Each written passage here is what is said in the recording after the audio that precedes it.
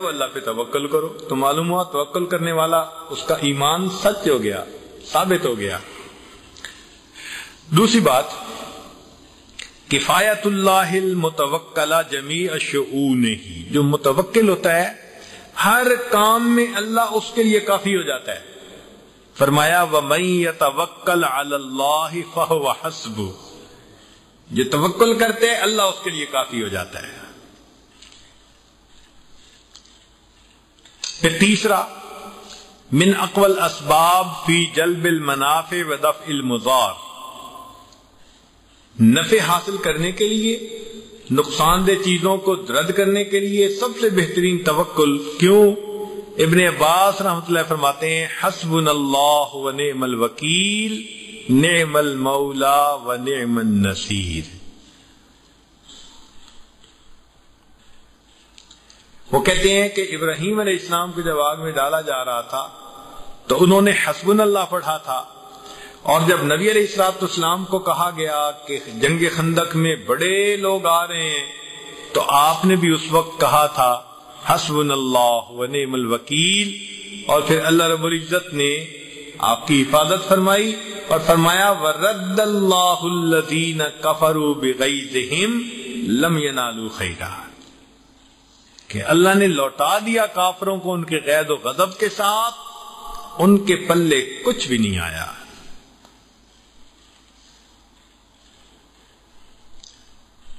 چوتھی بات، یورث محبت اللہ للعبد، جس بندے میں توکل ہوتی ہے اللہ اس بندے سے محبت کرتے ہیں۔ قرآن مجید میں فرمایا ان اللہ یحب المتوکلین، اللہ تعالی متوکلین سے محبت فرماتے ہیں۔ یورث قوت القلب و شجاعتہ و ثباتہ و تحدید للأعداء، چنانچہ فرمایا وَمَن سَرَّهُ أَن يَكُونَ أَقْوَى النَّاسِ فَلْيَتَوَكَّلْ عَلَى اللَّهِ، حدیث مبارکہ ہے کہ جو چاہے کہ میں انسانوں میں سب سے زیادہ قوی ہو جاؤں تو اس کو کیا کرنا چاہیے؟ اللہ پہ توکل کرنی چاہیے۔ پھر یقوی العزیم والثبات علی الامر، جو توکل کرتا ہے وہ اس کی قوت ارادی مضبوط ہو جاتی ہے۔ فرمایا فَإِذَا عَزَمْتَ فَتَوَكَّلْ عَلَى اللَّهِ۔ ساتویں چیز، یورث الصبر والتحمل، انسان کے اندر توکل کی وجہ سے تحمل، قوت برداشت، صبر، یہ چیزیں بڑھ جاتی ہیں۔ چنانچہ اللہ تعالیٰ قرآن مجید میں فرماتے ہیں وَلَنَصْبِرَنَّ عَلَى مَا آذَيْتُمُونَا وَعَلَى اللَّهِ فَلْيَتَوَكَّلِ الْمُتَوَكِّلُونَ۔ یورث النصر والتمکین، اللہ کی مدد ملتی ہے۔ چنانچہ اللہ فرماتے ہیں إِن يَنصُرْكُمُ اللَّهُ فَلَا غَالِبَ لَكُمْ، اور اسی آیت کے اخیر پر فرماتے ہیں وَعَلَى اللَّهِ فَلْيَتَوَكَّلِ الْمُؤْمِنُونَ۔ پھر انسان کی حفاظت ہو جاتی ہے من تسلط الشیطان، شیطان کے تسلط سے۔ اب سنیے ایک حدیث مبارکہ، اذا خرج الرجل من باب بیتہ کان معہ ملکان مؤکلان بہ، جب بندہ اپنے گھر سے نکلتا ہے تو اس کے ساتھ دو فرشتے ہوتے ہیں۔ فَإِذَا قَالَ بِسْمِ اللَّهِ، جب وہ بندہ کہتا ہے نکلتے ہوئے بسم اللہ، قَالَ كُفِيتَ، تو وہ کہتے ہیں کہ بھائی اس کے لیے اللہ کافی ہو گیا۔ فَيَلْقَاهُ قَرِينَاهُ فَيُقُولَانِ قَالَ هُدِيتَ، کہ تجھے ہدایت مل گئی۔ فَإِذَا قَالَ لَا حَوْلَ وَلَا قُوَّةَ إِلَّا بِاللَّهِ قَالَ وُقِيتَ۔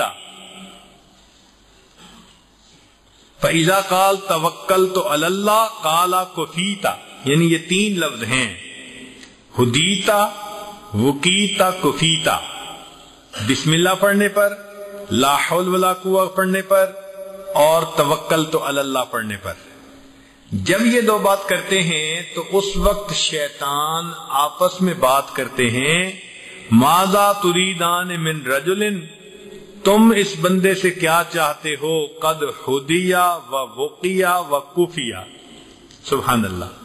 جب اللہ کسی بندے کو ہدایت دیں، اللہ بچائیں، اللہ اس کے لیے کافی ہو جائیں، تو شیطان کیا بگاڑ سکتا ہے؟ تو معلوم ہوا کہ یہ الفاظ پڑھنے کتنے ضروری ہیں اور کتنے آسان لفظ ہیں. بسم اللہ، لا حول ولا قوت الا باللہ، توکلت علی اللہ. تو جب بھی گھر میں داخل ہوں یا گھر سے نکلیں، ان کو پڑھنا اپنی عادت بنا لیں تو اللہ رب العزت کافی ہو جائیں گے، شیطان پیچھا ہی چھوڑ جائے گا. جو لوگ کہتے ہیں جی گھر میں حالات اچھے نہیں، ایک دوسرے سے آرگومنٹ چلتا رہتا ہے، بھائی آپ جاتے ہوئے شیطان کو تو ساتھ لے کے جاتے ہو. جس نے گھر میں داخل ہونے کی دعا نہ پڑھی وہ تو شیطان کو ہاتھ پکڑ کے گھر لے کے گیا. تو جب ہاتھ پکڑ کے شیطان کو گھر لے کے جائیں گے تو وہ تو اپنی شیطانیت دکھائے گا نا، یا بچوں پہ اثر کرے گا، یا بیوی پہ اثر کرے گا، یا لے جانے والے پہ اثر کرے گا. اس لیے یہ حدیث مبارکہ کی دعائیں ہمارے لیے محفوظ قلعے کی مانند ہیں. ہم ان کو یاد کریں اور ان کو پڑھیں اور شیطان بدبخت سے ہم محفوظ ہو جائیں. یورث الرزق، جو بندہ توکل کرتا ہے اللہ اس کو رزق عطا فرما دیتا ہے. چنانچہ ارشاد فرمایا، لو انکم توکلون علی اللہ حق توکلہ، اگر تم اللہ پہ توکل کرو جیسے توکل کرنے کا حق ہے، لرزقکم کما یرزق الطیر، تو اللہ تمہیں اس طرح روزی دے جیسے پرندوں کو روزی دیتا ہے. تغدو خماسا وتعود بطانا، خالی پیٹ گھر سے جاتے ہیں اور اللہ تعالیٰ ان کو بھرے پیٹ واپس لوٹا دیتا ہے. تو جس طرح پرندے خالی پیٹ جاتے ہیں بھرے پیٹ آ جاتے ہیں، تم اللہ پہ توکل کرو تو اللہ تمہارا بھی معاملہ ایسا کریں گے. ابھی تک تو حال یہ ہے کہ ہم گھر سے نکلتے ہیں تو پیٹ بھرے نکلتے ہیں ناشتے کر کے، اور جب شام کو گھر واپس آتے ہیں خالی پیٹ، پہلے سے فون کر رہے ہوتے ہیں بیوی کو، میرے آنے سے پہلے دسترخوان لگا رکھو، بڑی بھوک لگی ہوئی ہے. تو پیٹ بھرے نکلتے ہیں، خالی پیٹ آتے ہیں. تو پرندوں کا حال دیکھیے، تو ہم سے زیادہ بہتر ہوئے. پھر دخول الجنہ، توکل والوں کو اللہ تعالیٰ جنت میں داخل فرمائیں گے. پھر 12ویں چیز، ہم اول من يدخل الجنہ، جو متوکل بندہ ہوگا وہ اللہ اس کو پہلے داخل فرمائیں گے جنت میں. اور 13ویں چیز، وَيَدْخُلُ الْجَنَّةَ بِغَيْرِ حساب، جو متوکل ہوگا اللہ اس کو بغیر حساب کتاب کے جنت عطا فرمائیں گے. سبحان اللہ. تو توکل اسباب اختیار کرنا مگر معاملہ اللہ تعالی کی ذات پر چھوڑ دینا، اس کو توکل کہتے ہیں. اور ایسا کرنے والا وہ ہمیشہ اللہ تعالی کی حفاظت میں ہوتا ہے. وَعَلَى اللَّهِ فَلْيَتَوَكَّلِ الْمُتَوَكِّلُونَ. صدیق اکبر کو جو فضیلت تھی نا باقی صحابہ پر، وہ نماز اور روزے کی کثرت کی وجہ سے نہیں تھی. حدیث مبارکہ میں کہ ما سبقکم ابو بکر بکثرت صلاۃ ولا صیام ولکن بشیء وقر فی قلبہ، بلکہ اس نعمت کی وجہ سے جو اللہ نے ان کے دل میں عطا فرمائی تھی، وہ ایمان و توکل، اس کی وجہ سے ان کو سب کے اوپر فضیلت حاصل ہو گئی تھی. ہم بھی اللہ کی ذات پر توکل کریں. ویسے جو بندہ توکل کرے اللہ کا معاملہ اس کے ساتھ ہوتا خصوصیت کا ہے. ہمیں ایک مرتبہ اس کا تجربہ بھی ہوا. بیرون ملک میں ایک مرتبہ ہم نے ارادہ کیا کہ بھئی یہاں سے حج پہ جاتے ہیں، تو کئی سارے ڈاکٹر لوگ تیار ہو گئے، کوئی پی ایچ ڈی ڈاکٹر، کوئی M B B S doctor. اب وہ کوئی 20-25 کا ایک گروپ بن گیا.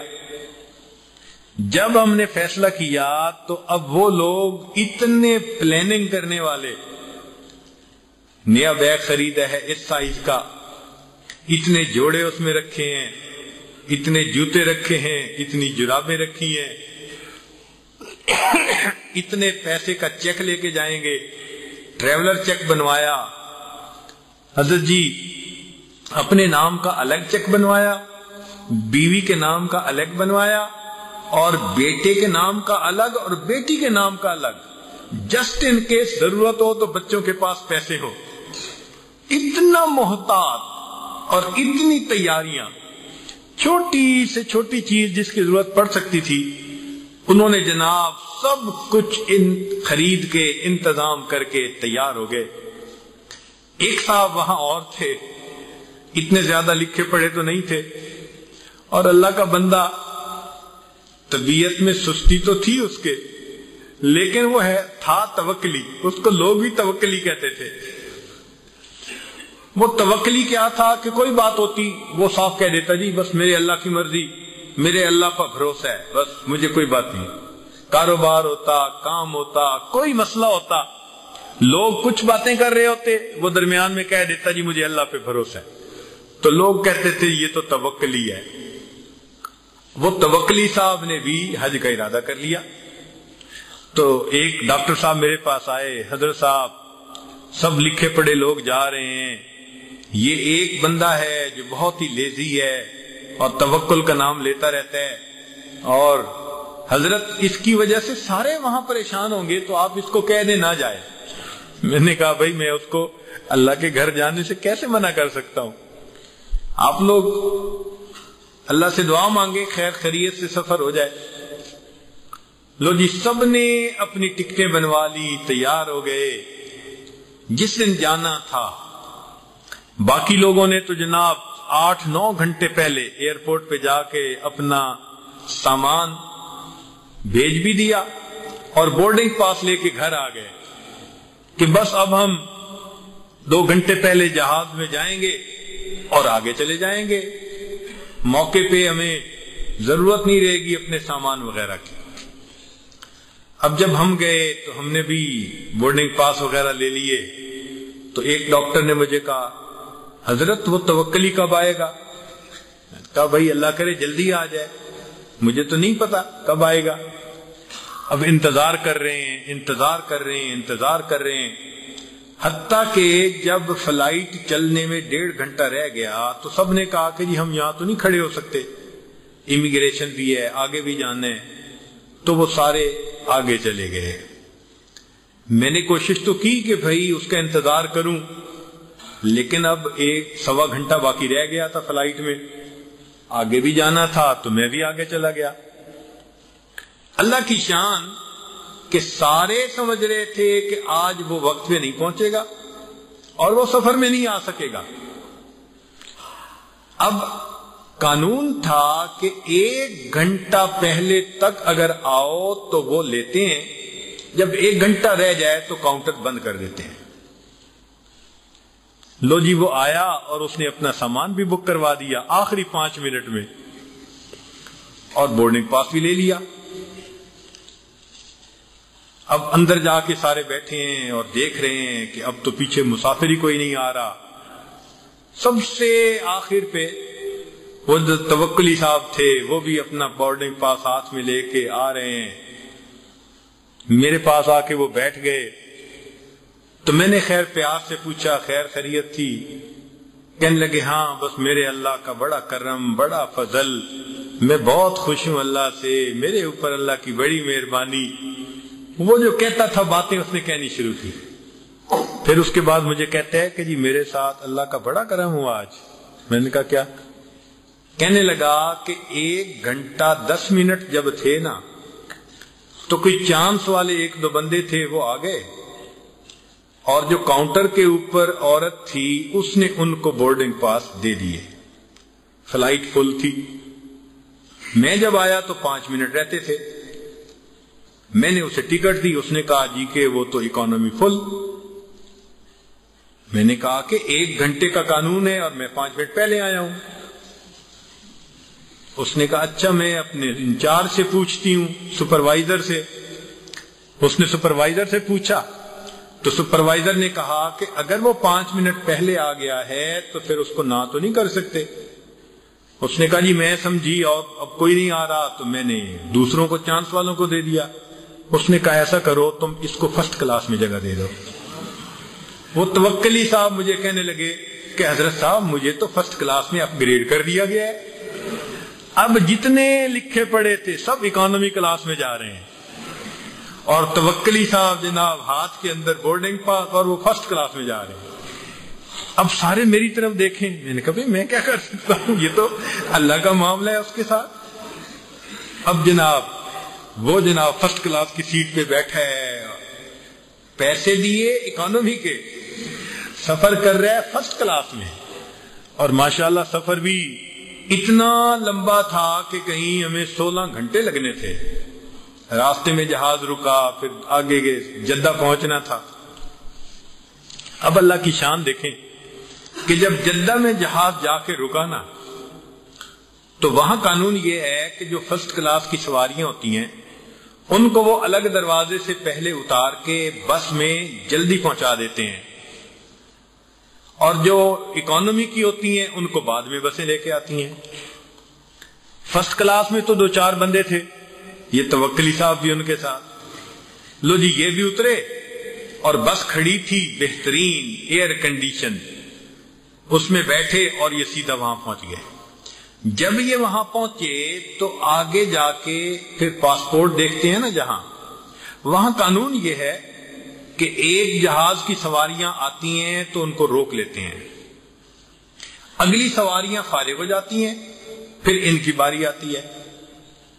یہ جب وہاں پہنچے تو جو پہلی فلائٹ کوئی آئی ہوئی تھی نا، اس کی کوئی 1-2 سواریاں رہتی تھیں، یہ 5-6 تھے، یہ انہی کے ساتھ آ کے مل گئے، اور جناب دوسری سواریوں کے پہنچنے سے پہلے یہ امیگریشن سے پاس ہو کے آگے جا کے کرسیوں پہ بیٹھ گئے. جب ہم سب پہنچے تو ہمیں انہوں نے کہا کہ جی آپ لوگ یہاں ذرا بیٹھیں، انتظار کریں، تو آپ کا بھی ہم شروع کرتے ہیں. اللہ کی شان، اوپر سے اذان ہو گئی. سعودی عرب میں جب اذان ہو جاتی ہے تو سارا عملہ کام چھوڑ کے نماز پہلے پڑھتا ہے. اب کاؤنٹر سے اٹھ کے چلے گئے، ساری سواریاں کھڑی ہیں، بیٹھنے کی کوئی جگہ بھی نہیں. یہ سارے کے سارے ڈاکٹر جب آگے دیکھتے ہیں تو توکلی صاحب کرسی پہ بیٹھے ہوئے ہیں. اب وہ مجھے کہیں کہ یہ نکل کیسے گیا؟ میں نے کہا بھائی اس کا اللہ کے ساتھ معاملہ، ہم کیا کر سکتے ہیں. اللہ اکبر کبیرہ. ہم نے پورا راستہ یہی دیکھا کہ یہ جتنے بیچارے اپنے عقلوں کو استعمال کر کے اور پیسوں کو استعمال کر کے اور انتظامات کر کے گئے، قدم قدم پہ پھڈے کھاتے پھرے. اور وہ جس کی توکل اللہ پہ تھی، تھوڑے بہت انتظام کیے تھے، اللہ نے اس بندے کو شاہی حج کروا دیا. وَمَن يَتَوَكَّلْ عَلَى اللَّهِ فَهُوَ حَسْبُهُ. تو پھر اللہ رب العزت اس بندے کے لیے کافی ہو جاتے ہیں. فرمایا کہ جب یعقوب علیہ السلام نے اپنے بچوں کو یہ نصیحت کر دی، وَلَمَّا دَخَلُوا مِنْ حَيْثُ أَمَرَهُمْ أَبُوهُمْ، اور جب جس طرح ان کے والد نے ان کو کہا تھا وہ اندر داخل ہوئے، مَا كَانَ يُغْنِي عَنْهُمْ مِنَ اللَّهِ مِنْ شَيْءٍ إِلَّا حَاجَةً فِي نَفْسِ يَعْقُوبَ قَضَاهَا. ان کے باپ کو ان سے خدا کا حکم ٹالنا مقصود نہ تھا، لیکن یعقوب کے جی میں ایک ارمان تھا جس کو انہوں نے ظاہر کر دیا. وَإِنَّهُ لَذُو عِلْمٍ لِّمَا عَلَّمْنَاهُ، اور وہ بلا شبہ بڑے عالم تھے. وَلَٰكِنَّ أَكْثَرَ النَّاسِ لَا يَعْلَمُونَ، بئی وجہ کہ ہم نے ان کو علم دیا لیکن اکثر لوگ اس کا علم نہیں رکھتے. وَلَمَّا دَخَلُوا عَلَى يُوسُفَ آوَى إِلَيْهِ أَخَاهُ، جب یہ لوگ یوسف علیہ السلام کے پاس پہنچے تو انہوں نے اپنے بھائی کو اپنے ساتھ ملا لیا. انہوں نے پہچان تو لیا نا کہ یہ پچھلی دفعہ نہیں آیا تھا، اس دفعہ آیا ہے، تو یہ میرا حقیقی بھائی ہے. تو موقع لگنے پر یوسف علیہ السلام نے ان کو اظہار کر دیا کہ دیکھو میں اور تم ہم دونوں سگے بھائی ہیں، اور ان بھائیوں نے تمہارے ساتھ بھی رویہ ذرا رف اینڈ ٹف رکھا ہوا ہے، اور راستے میں بھی ان کو جھڑکتے آئے تھے جگہ جگہ پہ. تو میرے پاس تم رہ جاؤ، اس کا ہیلا میں بنا لوں گا. تو اس نے NOC دے دیا کہ ٹھیک ہے میں تمہارے پاس یہاں رہ جاؤں گا. جب یوسف علیہ السلام نے بھائی کو یہ بات منا لی، قال انی انا اخوک فلا تبتئس بما كانوا يعملون، میں تمہارا بھائی ہوں تو یہ لوگ جو کچھ کرتے رہے ہیں اس کا رنج مت کرنا۔ اب فلما جہزهم بجہازهم جعل السقایة فی رحل اخی ثم اذن مؤذن ایتها العیر انکم لسارقون۔ پھر جب یوسف علیہ السلام نے ان کا سامان تیار کر دیا تو پانی پینے کا برتن اپنے بھائی کے اسباب میں رکھوا دیا۔ پھر ایک آواز دینے والے نے آواز دی، اے قافلے والو، تم میں کوئی ضرور چور ہے۔ ہوا یہ کہ جب بھائی نے بھی کہہ دیا کہ میں آپ کے پاس رہ جاؤں گا تو یوسف علیہ السلام نے ایک ترکیب کی۔ وہ کیا تھی کہ جو ان کے بھائی بنیامین کا اونٹ تھا نا، اس میں غلہ بھی بھروایا، اور جو غلے کی پیمائش کرنے والا پیالہ تھا وہ پیالہ بھی اندر رکھوا دیا۔ یہ بھائی چل پڑے۔ جب راستے میں کچھ آگے پہنچے تو پیچھے سے آواز آئی، بھائی بادشاہ کا پیالہ گم ہو گیا۔ بھائی قافلے والو تمہیں پتا؟ ان کا بھئی ہم یہاں کوئی فساد مچانے تو نہیں آئے۔ قالوا واقبلوا علیہم ماذا تفقدون، وہ ان کی طرف متوجہ ہو کر کہنے لگے کہ تمہاری کیا چیز گم ہو گئی؟ قالوا نفقد صواع الملک ولمن جاء به حمل بعیر وانا به زعیم، انہوں نے کہا کہ ہم کو بادشاہی پیمانہ نہیں ملتا، اور جو شخص اس کو حاضر کرے اس کو یک بار ایک اونٹ غلے کا ملے گا انعام کے طور پہ۔ قالوا تاللہ لقد علمتم ما جئنا لنفسد فی الارض وما كنا سارقین، وہ کہنے لگے اللہ کی قسم کہ بخدا تم کو معلوم ہے کہ ہم لوگ ملک میں فساد پھیلانے والے نہیں اور ہم لوگ چوری کرنے والے نہیں۔ جب انہوں نے یہ کہا کہ بھئی ہم تو چوری کرنے والے نہیں، تو پوچھنے والوں نے پوچھا فما جزاؤہ ان کنتم کاذبین، اگر تم جھوٹے ہو تو پھر سزا کیا ہوگی؟ قالوا جزاؤہ من وجد فی رحلہ فہو جزاؤ کذالک نجزی الظالمین، تو انہوں نے کہا کہ سزا یہ ہے کہ جس شخص کے اسباب میں تمہیں وہ پیالہ ملے تو اس کو وہ اپنے پاس رکھ سکتا ہے، ظالم لوگوں کو ایسی ہی سزا دینی چاہیے۔ فبدا بعویتہم قبل وعاء اخیہ، اب وہ جو چیک کرنے والے تھے انہوں نے پہلے تو دوسرے بھائیوں کا سامان چیک کیا نا، تاکہ ان کو شک نہ گزرے۔ ثم استخرجها من وعاء اخیہ، پھر بنیامین کا سامان اخیر پہ چیک کیا تو پیالہ نکل آیا۔ کذالک کدنا لیوسف، اللہ تعالیٰ فرماتے ہیں ہم نے یوسف کی خاطر اس طرح تدبیر فرمائی، ما کان لیأخذ اخاہ فی دین الملک الا ان یشاء اللہ، یوسف اپنے بھائی کو اس بادشاہ کے قانون کی روح سے نہیں لے سکتے تھے مگر یہ کہ اللہ ہی کو منظور تھا، ہم جس کو چاہتے ہیں نرفع درجات من نشاء وفوق کل ذی علم علیم، ہم چاہتے ہیں اس کے درجوں کو بڑھا دیتے ہیں اور تمام علم والوں سے بڑھ کر ایک علم والا ہے۔ یہاں جو بات اہم ہے وہ یہ کہ حضرت یوسف علیہ السلام نے جب اپنے بندوں کو بھیجا کہ جاؤ اور جا کے پیالے کو برآمد کر کے لاؤ، تو وہ آئے اور انہوں نے تمام لوگوں کے پیالوں کو اچھی طرح غلے کو اچھی طرح چیک کیا، تو بالآخر بھائی کے غلے میں سے وہ پیالہ نکل آیا۔ یہ ترتیب کیوں کی؟ اس لیے کی کہ جو بادشاہ کا قانون تھا اس کے مطابق یوسف علیہ السلام اپنے بھائی کو اپنے پاس نہیں رکھ سکتے تھے، لیکن ابراہیم علیہ السلام کی جو شریعت تھی اس کے مطابق چور کی یہ سزا تھی کہ چور کو مالک اپنے پاس اس مال کی چوری کے بدلے رکھ سکتا تھا. تو یوسف علیہ السلام نے وہاں پر ہیلا کیا اور اس ہیلے کی وجہ سے اب اس کے اوپر چوری ثابت ہو گئی.